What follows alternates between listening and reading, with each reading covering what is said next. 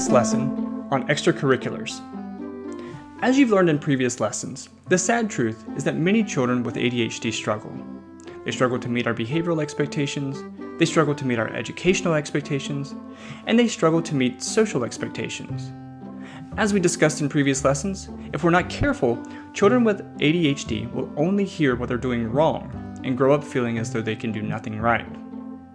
As a result, children with ADHD need to be involved in extracurricular activities. They need to be involved in something that they find interesting, something that they can be good at. In previous lessons, I've already spoke about the importance of physical exercise. Physical exertion offers many physical and psychological health benefits. As such, my first recommendation for parents of children with ADHD is, of course, to allow their child the opportunity to explore different sports. Sure, he or she may begin with the traditional sports of baseball or soccer, but if none of those sports click, expand your search. In many cities, there are fencing classes, martial arts, skiing, gymnastics, rock climbing, tennis, and even skateboarding.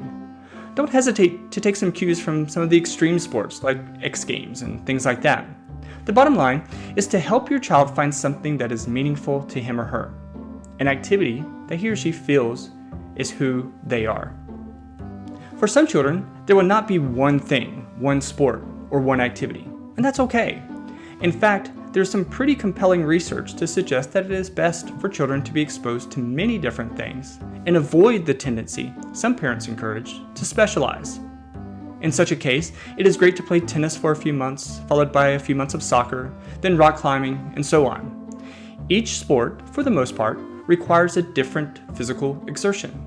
So by being a diverse athlete, your child is actually learning to use more and more of his body. When you find an activity or activities that your child enjoys, you can use that activity as motivation. My son, for example, is an avid soccer player.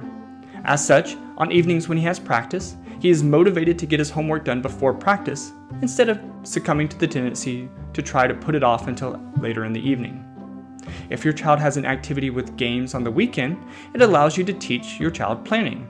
For example, if your daughter has a soccer tournament on Saturday and Sunday, but has a book report due on Monday, you can help her learn the importance of starting the assignment early and having it done before the weekend arrives.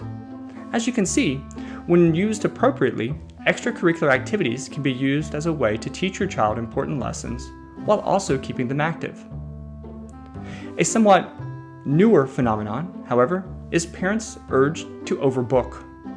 While I believe that children should be involved in activities outside of academics, I tend to avoid having them involved in more than one activity at a time. Now, this is especially true if you have a child with ADHD, though I will concede that it does depend on the demands of the activities. For example, if he is involved in Cub Scouts and they meet for like an hour a week, also playing baseball or soccer is certainly realistic. However, being involved in multiple activities to the point that there is something scheduled every day is way too hectic and overwhelming for most kids, let alone children with ADHD. So, be cognizant of your child's schedule. If it feels overwhelming to you, even if they say they want to keep doing it, cut back and keep the schedule realistic. Another pitfall parents need to be aware of is the hand-me-down activities. That is, our propensity to encourage our second or third child to be involved in the same activity as their older siblings. If the younger child wants to do the same thing as the older, that's perfectly fine. However, we should avoid leaving them with the impression that, hey, we're a baseball family, or your older brother played soccer, so you should play soccer too. Let each child have their own identity. Again, this is especially important for children with ADHD. They need to have something of their own, and these types of activities are perfect for that. As with everything, there need to be some rules that you and your child agree to, and these rules must be agreed upon before he or she signs up for anything. As such, you, as the parent, must know all of the details ahead of time. So here we go. Rule number 1. If you start, you have to finish. Now certainly, there are injuries that could prohibit the completion of a sentence, but overall, the child must know that if he or she signs up for something, they must see it through. There is no quitting. It is important that our children learn that when you join a team or make an obligation, others rely on you, and you must see it through to the end. I remember several years ago, my son decided he wanted to try lacrosse. He had never played it before, and I knew nothing about the sport. Everyone else on the team had played for years, or at least that's how it seemed. While my son is a very good overall athlete, it took him some time to acclimate. There were times, actually there were many times, when he would say that he was not planning to play again the next season, but he never asked to quit, because we made this rule to begin with. Even though he was not as good as the others on the team, if they needed another runner on the field, he would be there to help out his team. It is an important life lesson that extends well beyond sports, and there is no better way or time to learn it than when in childhood. Rule number 2, always try your best. Again, this is a life lesson that extends well beyond the field. We need to make sure our kids understand the importance of effort. That when you take on a responsibility, they need to put forth everything that they can to meet the responsibility. Partial effort and giving up is unacceptable. How many situations have you been in as an adult where you became frustrated because a coworker wasn't pulling his or her slack? He was not doing his job, which left more for you to do. That is the adult version of the kid in left field who refuses to run after the ball that went to the fence. When we don't pull our weight, others have to account for it, and that is not being a good team player. Rule 3, be a good sport.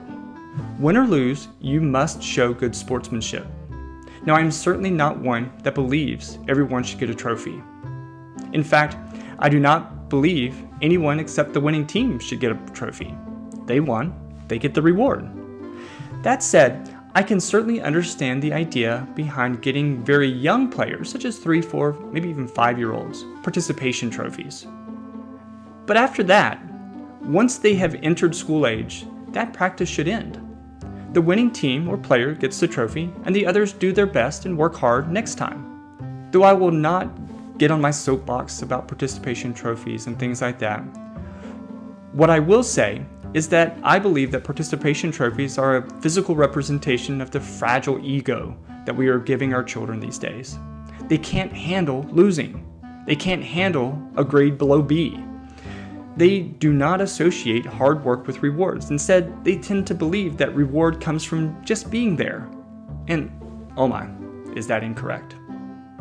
These activities are another great way for parents and coaches to teach kids how to win, and just as importantly, how to lose with pride. All right, now that we've gone through the rules, a final note about extracurricular activities. Most of my examples that I've used so far have involved sports, either individual or team. However, your child may not want to play sports, and that's okay.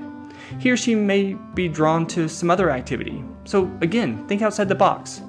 Perhaps he or she would enjoy taking private art lessons or learning a musical instrument. Maybe they would be drawn to chess or acting or computer programming. Whatever your child's interest, see if you can find a way for him or her to explore it. Okay, so wrapping up this lesson. Remember that it's important for healthy overall development for your child to have something that is uniquely his or hers. Children, especially children with ADHD, often hear about all the things that they are doing wrong. We need to help them find something that they can excel at, something that they can grab onto and make their own. Something that helps define who they are and develops their identity.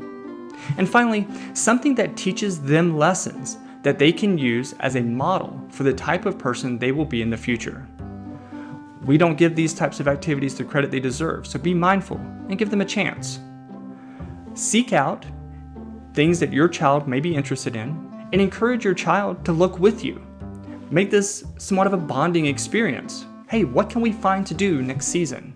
Hey, when baseball season's over, what do you want to try to do then? What would you like to try and experience once we are done playing baseball? Asking your child these kinds of questions puts some of the onus on them, allows them to sit back and think, what would I like to experience? What would I like to see if I can be good at? What would I like to experience? Okay, so I hope that this lesson helped encourage you to appreciate the idea of extracurricular activities and the importance that they can have in overall development of our children. If you have any questions or comments or suggestions about activities that maybe are more outside of the box than I even mentioned, please include them in the discussion section so that other families can consider them and look into them and explore it with their child. If you're following this course in sequence, then this is the last lesson from the initial upload. We will be adding more lessons in the future, so stay tuned and keep checking back because we're already working on some new lessons that we'll have posted in the near future. Lessons like how parents can advocate for their kids in schools. If you're interested in hearing strategies or ideas about any other particular area as it relates to managing children with ADHD, write to us, let us know, and we'll be happy to try to put together a lesson to address that issue. So, thanks for purchasing this course. We hope that it's been beneficial to you. And again, stay tuned for more lessons in the future.